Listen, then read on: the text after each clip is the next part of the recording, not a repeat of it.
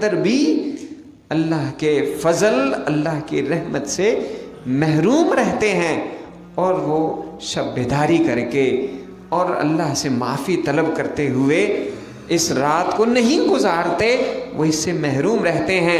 حالانکہ یہ رات اتنی اہم رات ہے کہ حدیث پاک میں آتا ہے، حضور نبی پاک صلی اللہ علیہ وسلم کے پاس جبریل امین حاضر ہوئے اور کہا کہ یہ جو رات ہے شعبان کی 15ویں رات، یہ اللہ رب العزت نے آپ کی امت کے لیے ایک بہت بڑا تحفہ ہے، یہ بخشش کا ذریعہ ہے۔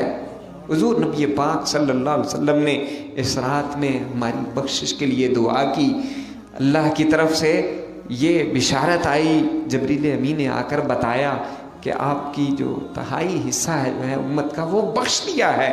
الغرض حضور صلی اللہ علیہ وسلم نے اس رات میں کثرت کے ساتھ عبادت کی، دعا کی، ریاضت کی، بندگی کی، نوافل ادا کیے۔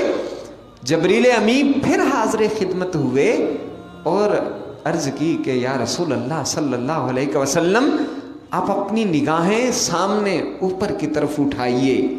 چنانچہ رسول اللہ صلی اللہ علیہ وآلہ وسلم نے اپنی نگاہیں آسمانوں کی طرف اٹھائیں۔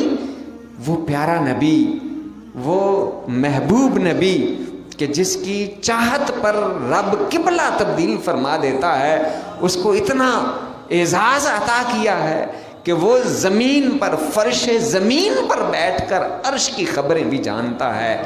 نگاہ بلند کی، دیکھا کیا نظر آیا؟ دیکھا کہ فرشتہ جو ہے، جنت کے جو مختلف دروازے ہیں وہ کھلے ہیں۔